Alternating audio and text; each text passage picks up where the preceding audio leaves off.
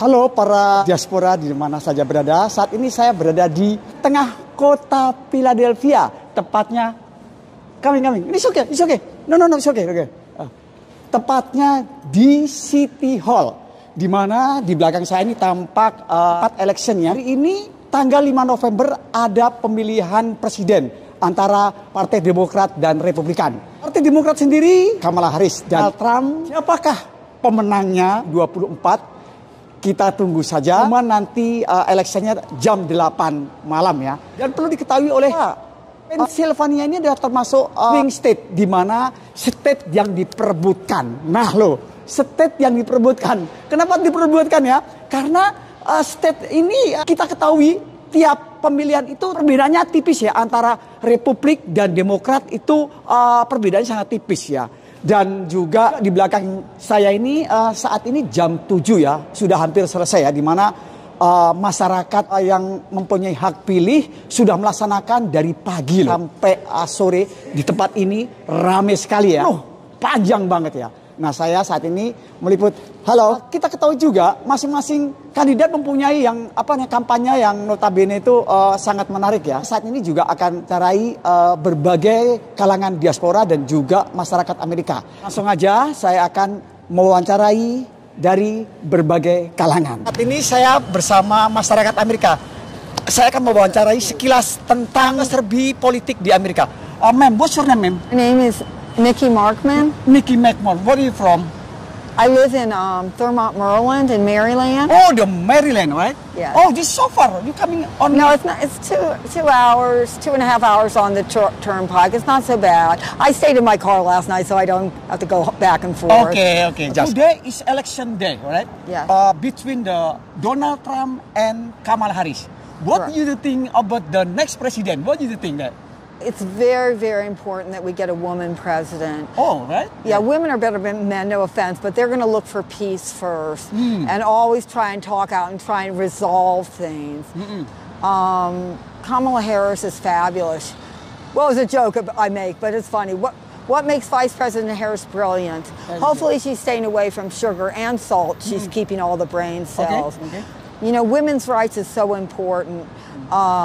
There's a book called The Feminine Mystique by Betty Friedan, written in the 60s, dedicated to new women, new men. The key out of mystique or trap for both sexes is education. I did common law for a while.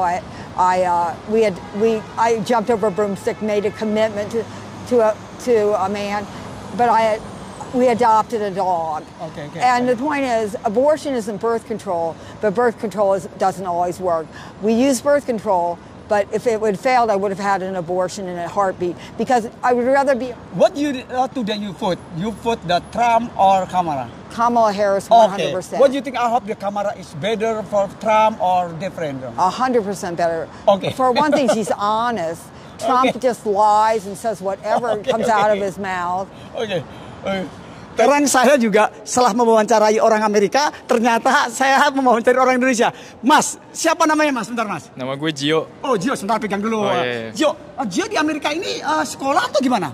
Sekolah sama kerja. Semua kerja? Apa? Sekolah, high school, university? CCP, college. CCP. Oh college, oke. Sudah vote belum? Belum, oke sekarang. Nah sekarang ya, ini soal tentang pemilu di Amerika antara Donald Trump dengan Kamala Harris. Oke, what do you think?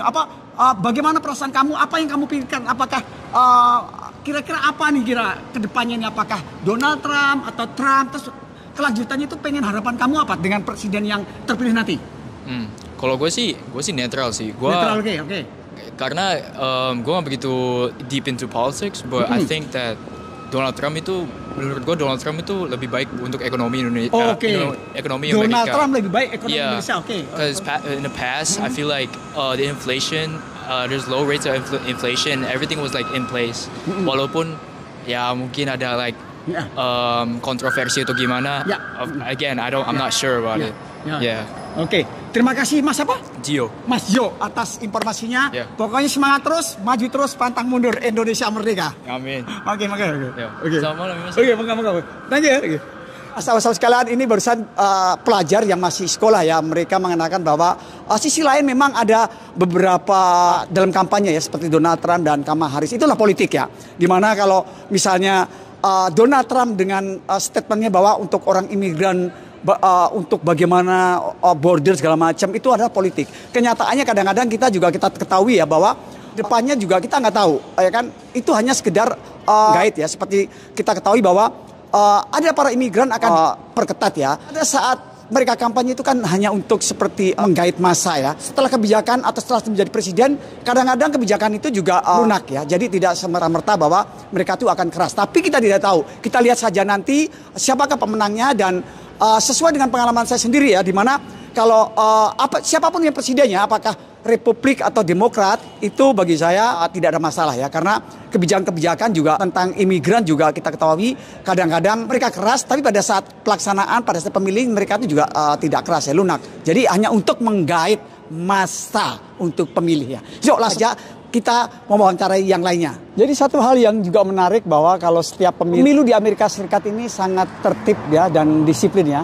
Dimana kalau kampanye ini mereka itu rata-rata melakukan kampanye di dalam ruangan ya. Jadi tidak ada istilahnya bagaimana yel-yel sampai ke jalanan rame-rame gitu. Walaupun ada tapi tidak begitu familiar. Dan saat pemilu sendiri seperti hari ini, mereka datang sadar sendiri ya. Dan hari ini juga hari kerja, bisa melakukan pemilu itu pada saat-saat jam-jam mereka mau ya. Karena mereka di sini sistem vote-nya adalah sistem vote melalui digital ya.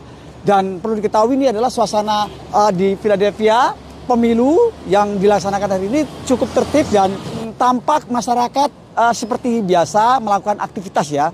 Jadi tidak ada istilahnya yang namanya masing-masing para pendukung tuh bawa atribut-atribut yel-yel atau apa. Sekarang saya bersama Mas Yangki ya. Iya. Mas Yangki udah berapa tahun di sini Mas Yangki? Saya di sini baru 3 bulan. Oh, 3 bulan. Iya, Oke, sekarang 3 bulan ya. Oke. Sekarang ini ada pemilihan presiden ya, Kamala Harris dan Donald Trump. Nah, sekarang dari pandangan segi diaspora ya, Mas Yangki baru datang, itu menurut Mas Yangki bagaimana? Menurut saya pemilihan di Amerika itu sangat berbeda dengan di Indonesia. Oke. Ya. Mereka dihimbau untuk daftar online dan mereka akan menuju ke suatu gedung untuk memilih calon mereka. Calon mereka ya, berarti sistemnya digital semua ya? Iya. Oke. Nah, kalau itu misalnya gini, saya pengen tanya juga ya, kira-kira dari segi pandangan, Mas mengamati nggak nih? Iya, mengamati. Oke. Kira-kira nih antara Trump dengan Kamala Harris itu bagaimana nih? Untuk saya lihat sementara ini ya. Hasil dari perhitungan bayangan. Perhitungan bayangan, di mana nih? Maksudnya itu perhitungan bayangan itu belum final. Oh, final, oke. Seperti kita itu memberikan mendapat suatu perhitungan bayangan gitu kan. Oke. Kamala Harris unggul 58%. 58%. Iya. Di state? Enggak, di seluruh Amerika. Di seluruh Amerika? Iya. Sedangkan Donald Trump unggul berarti unggul 42%. Ini Mas datanya dari mana? Dari TV datanya atau? dari TV. Dari TV yang dia langsung. Bayangan ya? Iya. Sekarang jam berapa nih? Sekarang jam